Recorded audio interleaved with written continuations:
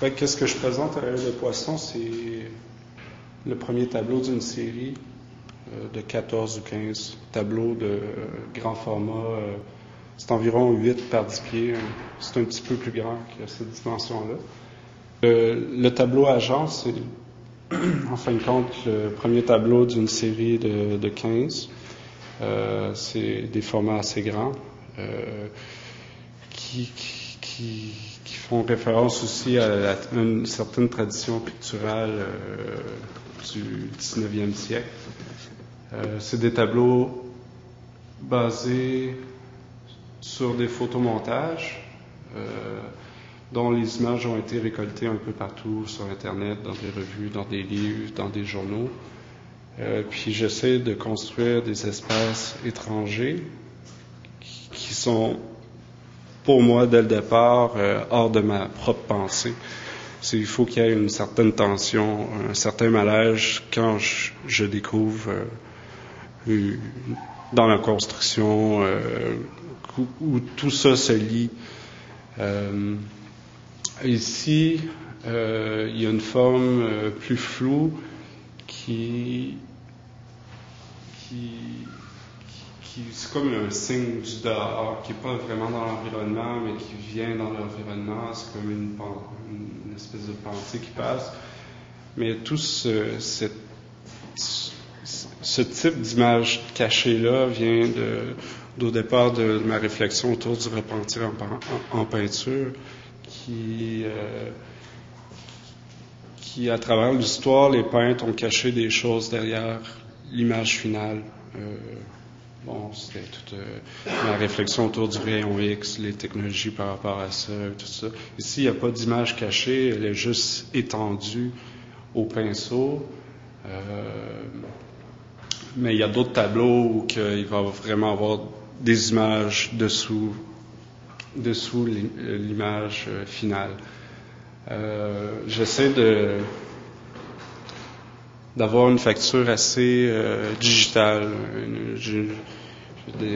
d'instaurer une vision digitale de la peinture, en partie à cause que mes photomontages sont générés par ordinateur, mais aussi que j'aime l'espèce de vibration vidéo, la qualité substandard du VHS.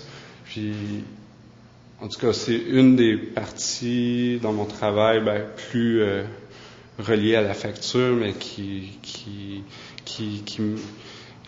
motive la texture dans mon travail. Puis, il y a eu des événements qui ont marqué cette vision-là de la facture. Il y a eu la chute de Ceausescu qui avait une qualité substandard de la vidéo. Il y a eu les premières images de la guerre en Irak où que c'était un soldat qui, quand les tanks rentraient dans le désert, il filmait à partir de son téléphone cellulaire, puis on voyait des artefacts, des interruptions dans le signal qui faisaient que l'image ou le rendu va vers d'autres lieux. Là, Puis il y a eu dernièrement aussi des hackers qui se sont amusés à trafiquer une caméra dédiée à présenter la vidéo pendant le bulletin de nouvelles je pense en Tchécoslovaquie ou en Slovaquie, puis ils ont simulé une guerre nucléaire. Pendant qu'ils présentaient leur vidéo, ils ont simulé une bombe qui tombait dans le beau paysage à la télé.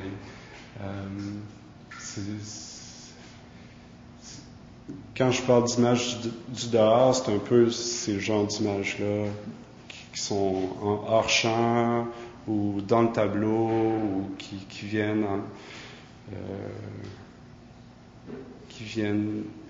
donner une tension peut-être dans le tableau. Ici, c'est une scène assez banale d'un bureaucrate dans un bureau. Assez banal. Il y a une caméra de surveillance, il y a des ordinateurs. Mais je voulais amener l'aspect de la protection de l'information aussi en clôturant un des ordinateurs. Donc, l'accès à l'information est plus difficile ou peut-être plus caché.